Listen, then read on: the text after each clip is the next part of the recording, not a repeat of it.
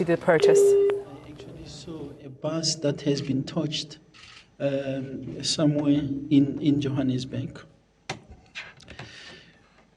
We were then surprised when we read an online media report which stated that rubber bullets and tear gas were once again fired at protesting Wits University students, this time in the streets of Braamfontein. The article went on to state that hundreds of students were seen running for cover in the busy streets, with passers-by also being caught in the standoff. This gives the impression of police brutality, whereas I witnessed the students stoning the police and security personnel to a point where the police had to take action in order to restore stability and protect themselves and others. In the light of this contradiction between what I witnessed and what was reported, we call on all media representatives to report accurately and objectively without resorting to sensationalism, exacerbating a situation which is also volatile. I don't think it is helping us in any way. If you saw what was happening on that campus, the amount of stones that were pelted at the security personnel, with police monitoring the situation from a distance, you would have understood at a point where the police acted that it was necessary to do so. And as we said at all times, such response by the police will be within the confines of the law, and will continue to urge them to proportionally use the force as provided for in the laws of our country. It is extremely concerning to note that criminality, intimidation, and attacks on police members have taken place at some universities, leaving the SAPS members deployed with no option but to respond with a degree of force in order to stabilize the situation. We did say so, that when the need arises, the police will respond accordingly. But that response, in responding to such incident, they must exercise restraint and apply the proportional use of force. I wish to emphasize that our members have continued to display maximum restraint in the face of severe provocation. In some instances, they have been running battles between the police and protesting students who have disrupted classes and traffic, pelted police with rocks, flooded premises with water from fire hoses, discharged fire extinguishers, overturned a vehicle and set property alight. As early as 8 this morning, students at Rhodes University disrupted classes, flooded premises, and emptied rubbish bins. 5 students were arrested. There were also disruptions at the Mafikeng campus of the Northwest University early this morning, and students were dispersed by the police. In the Free State, 20 students were arrested at the University of the Free State in relation to the public violence and contravening a court order. At the Westville campus of the University of KwaZulu-Natal and at the University of the Witwatersrand in Gauteng, the police came under constant attack by groups of students who pelted them with rocks. At the UKZN Westville campus, public order policing shields were damaged and at least 2 police members sustained injuries to their arms and were conveyed to hospital. This incident indicates the size of the rocks and the force with which they were hurled at the police. At Wits, groups of students continuously disrupted and intimidated those wishing to attend classes, even chasing them out of classes with sticks. They not only provoked the police, but also blockaded traffic in Braamfontein. Thus, you would have received the information that a bus was banned in the city center. This type of behavior can never be condoned by any law-abiding person and is to be roundly condemned. Attacks on law enforcement officials constitutionally mandated to uphold the laws of the land can only be described as an attack on the state itself. The Dangerous Weapons Act of 2013 and the Regulation of Gatherings Act of 1993 provide for the rights of citizens to gather peacefully, but to do so without bearing dangerous weapons, inflicting harm on others, or damaging property or infrastructure. In order to ensure peace and stability and to protect the life and property of people in South Africa, the South African Police Service will enforce these acts decisively. We yet again call upon student leaders, students, and all interested parties to act with the utmost restraint and calm at all times. We condemn any incitement to violence and regard inflammatory statements as being most reckless, especially at this time. In a daily newspaper of today, a so-called student leader was quoted as saying, "Our blood can spill on the university ground. We are prepared to sacrifice our blood for the sake of a better future for many young people." That utterance, if true, is extremely reckless, and we as the South African Police Service reject it out of hand. We are determined and have proved this point that our members will exercise restraint so that no student should be harmed while we attempt to maintain stability and safety in our country. We remain resolute in this regard.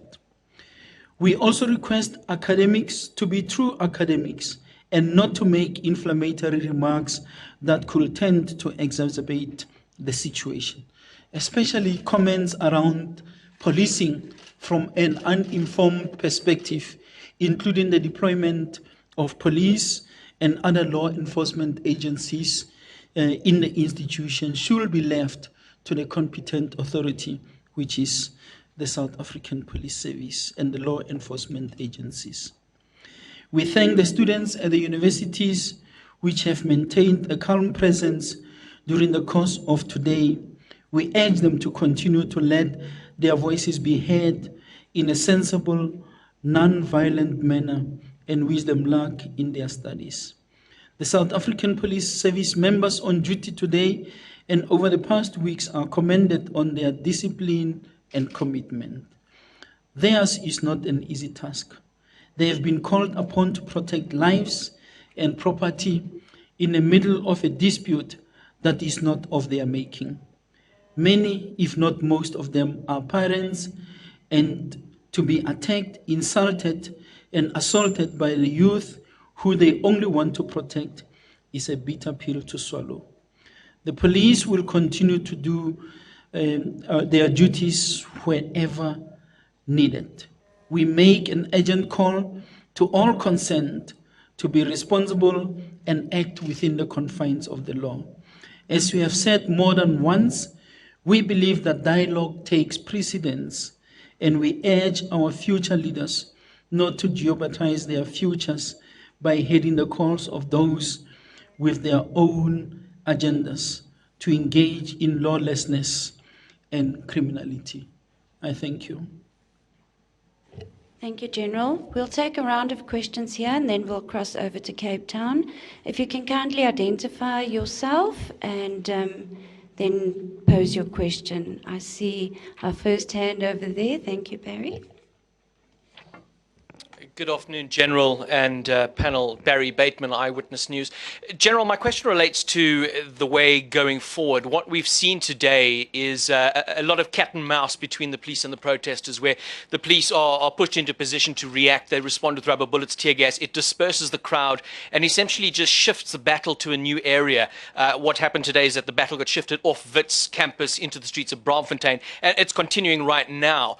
Are we going to see a shift in the strategy perhaps to targeted arrests, where the police identify agitators and those inciting the violence in order to try and de-escalate the situation? Essentially remove those people from the battlefield to try and bring an end to this.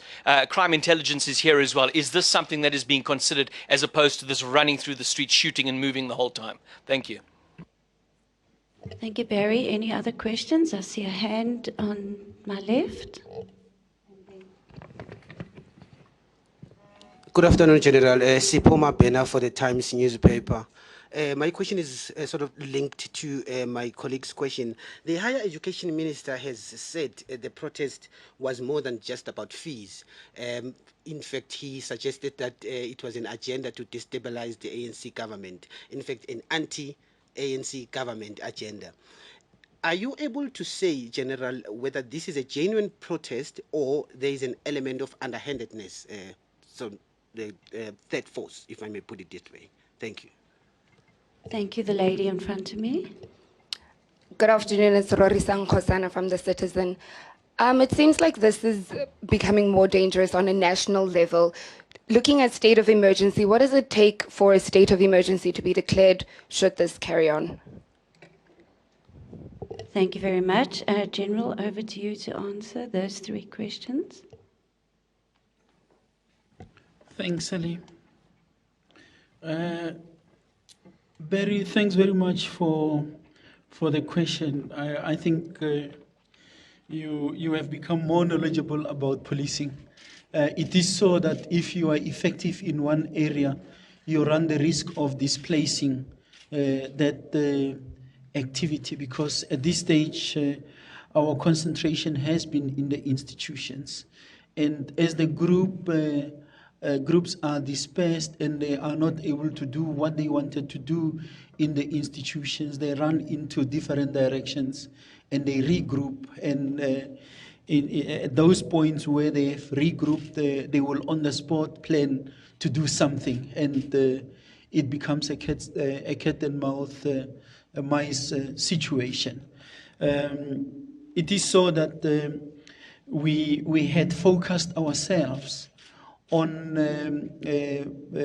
thoroughly investigating, going back into crime scene reconstruction, looking at the material which is available, looking at what people have been saying, for us to put together cases, which cases we will present before the Director of Public Prosecution to enable us to effect arrest, particularly of those that would have been found to have committed any crime or unlawful act under the disguise of the fees must fall. So certainly investigations are underway, intelligence gathering is taking place, and arrests are imminent in a number of instances. But you know, we so wish that sense could prevail, particularly amongst those that have defined themselves as leaders, not to continue with violence at the rate that they are, because we certainly don't believe that violence, destroying property, destroying the infrastructure is an answer. They must rather spend more of their time engaging, trying to make sense to the authorities so that they all could find a point of convergence. It is not our posture to always take people behind bars, while we believe that situations like this could be resolved through engagements and negotiations. So the answer to your question is simply yes, the strategy is not only to be chasing people, but to have an element of investigation coupled with intelligence to enable us to effect arrest of those who are either intimidating or making inflammatory statements that goes against the acts that we would have made visible here. Sipo, your question, I've already responded to that question when I addressed the media on Thursday. I said that the evidence or information at our disposal suggests that this is no more just a fees must fall matter. We have said that the criminality has taken advantage of the situation. We have said that people with agendas of their own have infiltrated the fees must fall initiative, and we continue to call upon all those involved to exercise restraint. We also said that the fact that we are there in the institutions does not necessarily mean that we are against what they are fighting for. If it is a just cause, it's something that they should find a way of making their demands known, negotiate, and get to the point where this thing is resolved. But we certainly believe that violence is not the answer in this regard. So I'm not even going to talk about the third force reference that you have made, because we do say that criminals and criminality has infiltrated the fees must fall. Rorisang, I think we are too far from from the state of emergency. We believe that sense will prevail. Parents must play their part. Academics must play their part. Religious leaders and all other relevant role players must actively engage. We can't see ourselves in a state of emergency now. As and when the need arises, there are processes that are to be activated, but we believe that we are too far from the state of emergency, because simply put, this is an issue which we are grappling with in the confined spaces, the institutions of learning. These are supposed to be places where people go and learn. People are educated, are developed to become better leaders of tomorrow. Unfortunately, it seems as if we are breeding a crop of leaders that this country is going to regret. Thank you. Thank you, General. Let's take a round of questions from Cape Town. Do we have questions there? Yes, Sally, we do have questions in Cape Town. I'll take Paul. Good afternoon, General. Paul Vecchiato from Bloomberg. Do you have a total of the number of arrests made today throughout the country? So far, I count 25. I believe there are another 3 arrested at Stellenbosch University. And then also, how many policemen have been deployed around the country to deal with these issues? Yeah, those 2 numbers, please. Thank you. Yeah. Sally, that will be that for now. Okay, thank you, General. Thanks, Sally.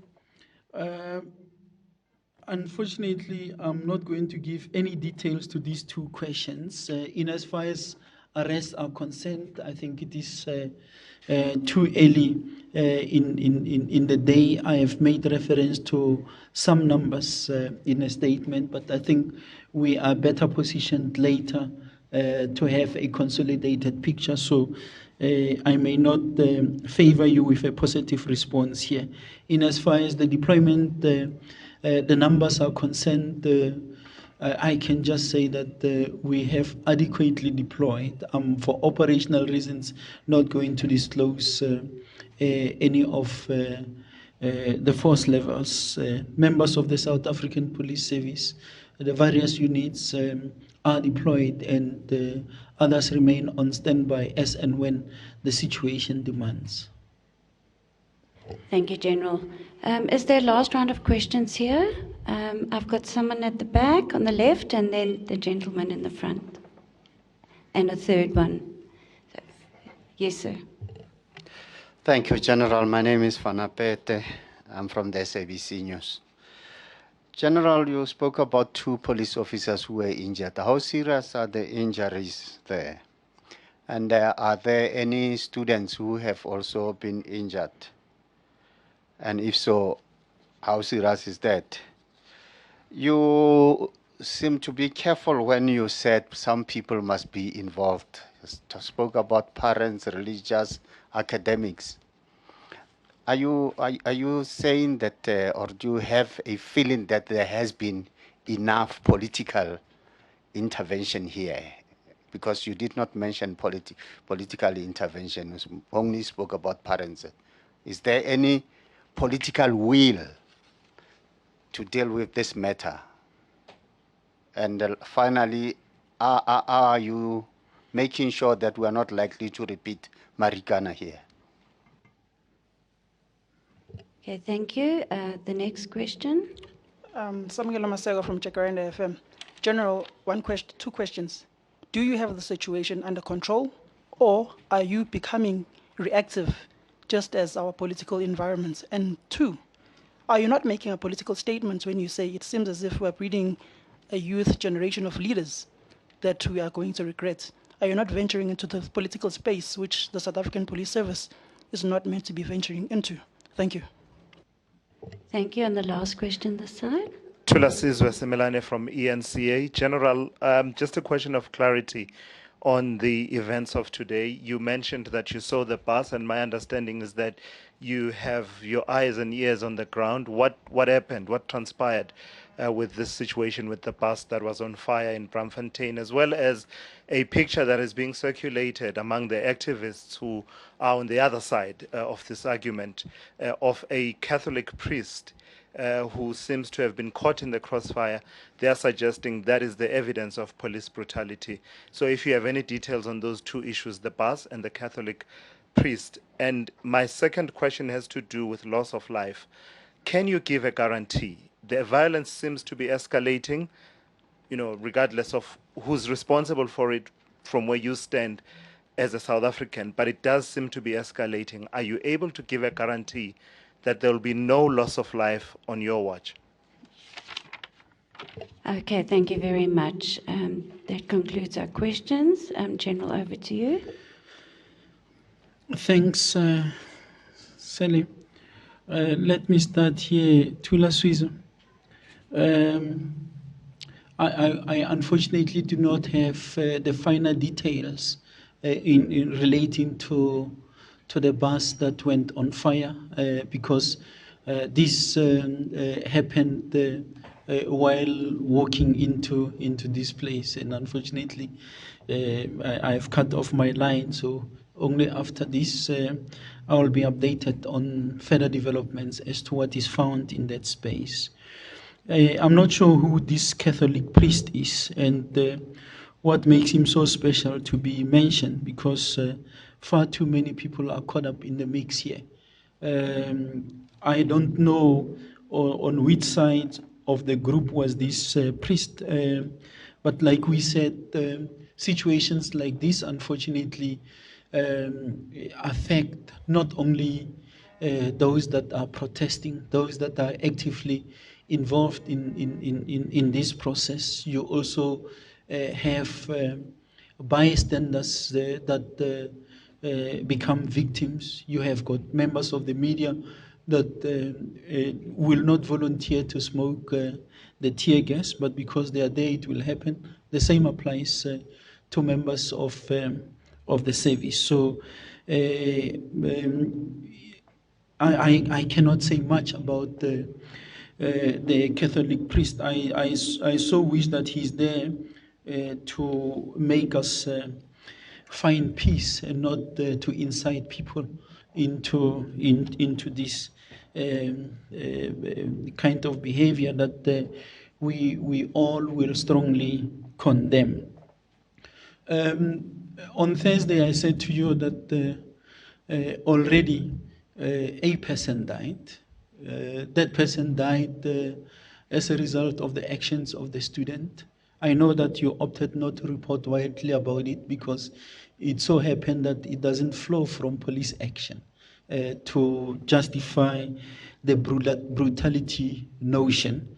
I am not going to put my neck on the block and say there will never be a loss of life because you see how irresponsible people are. The situation continue to escalate. So it is a situation that we all must manage. The South African Police Service will do their best in ensuring that we de-escalate the situation. And I did say that we are going to be exercising maximum restraint. We continue to be talking to our members on an ongoing basis to avoid a situation where there is recklessness or irresponsible conduct on our part. And where, for example, such has manifested itself, we will without doubt take action because it is not in our interest as the service and it is not in our interest as the organization. We did say that part of the agenda of those that have infiltrated is to drive us to the point where someone is killed by the police so that they could prove a point. And we said, as the South African Police Service, we are going to work hard in ensuring that we protect lives, we protect property, and it is not what we wish to see lives being lost. On the contrary, we will want to ensure that people's lives are protected as well as property. Samgelo, the situation under control, considering what is found out there, and this I think we are now in it for more than a week, if not longer, and we continue to be managing. But I think we can do better, all of us. The police can do much better. Society could do much better. Even the students themselves or those that are actively involved in this process can do better in contributing towards finding an everlasting solution to this situation.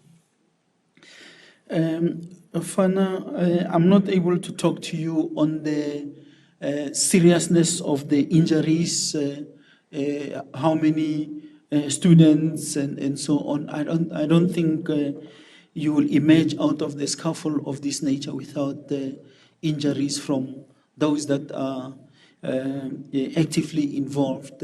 I have indicated that this morning 2 of our members were injured, and both of them were taken to hospital, and that will get back to the question I continue to be asked: is this police brutality or brutality only applicable when a civilian is being injured, or does it also apply to members of the public or those that are protesting, doing what they do best, throwing stones and burning property and so on? Does it not constitute brutality? I could not have named everyone when I said that religious leaders, parents, students, academics, and so on. Society broadly must must get involved in this, and that includes politicians. And I am in no way going to suggest that there has not been political intervention in this regard. I think key people continue to play their part in this regard.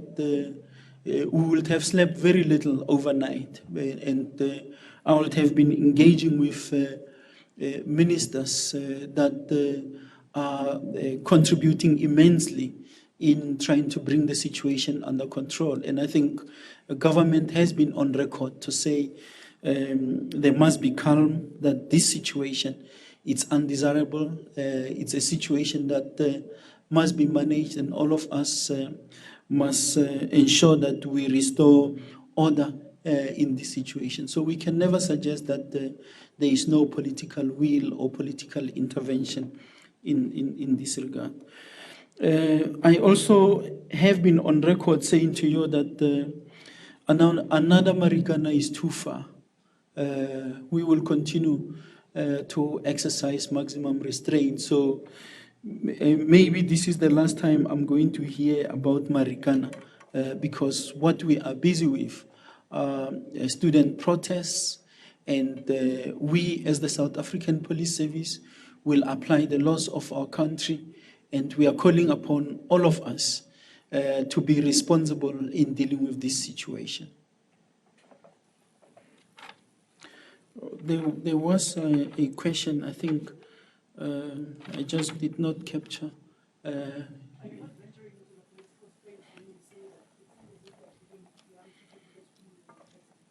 What is political about it? I'm just saying that here are people who are saying they are leaders. Here are people who are inciting and instigating violence. Here are people that are involved in the destruction of property. What makes it political? Well, maybe you are lost, because ours is to say to you what is found on the ground.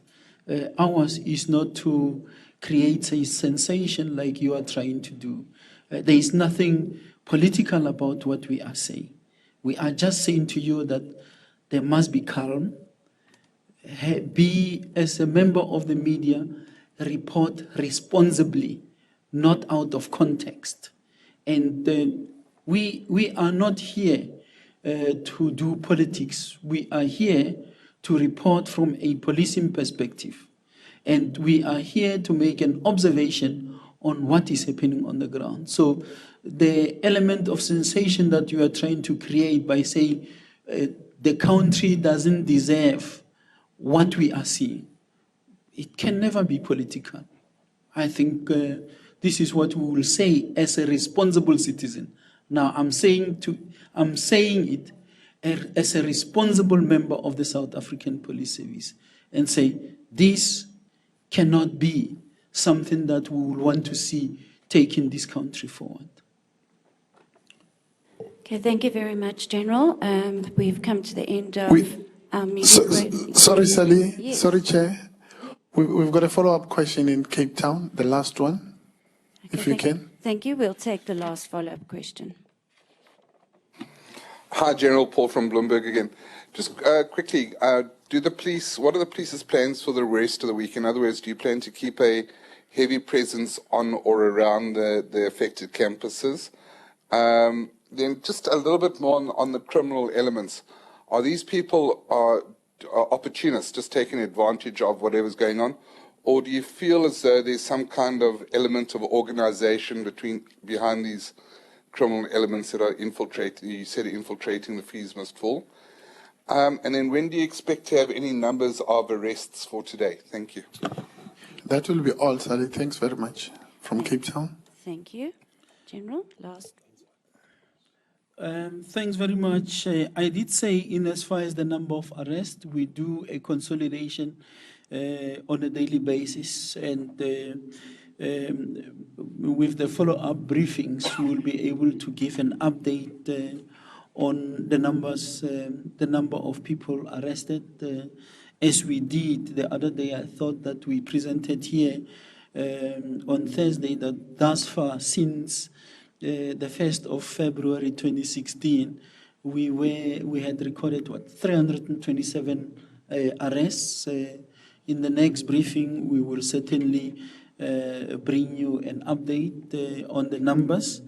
In as far as going forward, the police will continue to be deployed in those areas which demands policing. We have got no reason to be in the institutions where there is stability, where there is order, where classes are continuing.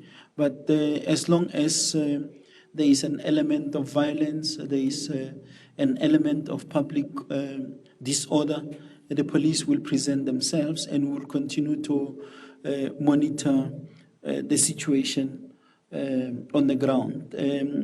The question on criminal elements and criminality, I think it is safe for us just to keep it at that point, that the information at our disposal suggests that this fees must fall has been infiltrated by criminal elements and criminality. As to what extent, that's the work we are doing, and that's what will inform what we are going to be doing going forward. Thank you very much. Thank you very much. That brings us to the end of the media briefing, and thank you for joining us, and thanks to GCIS for facilitating yet again.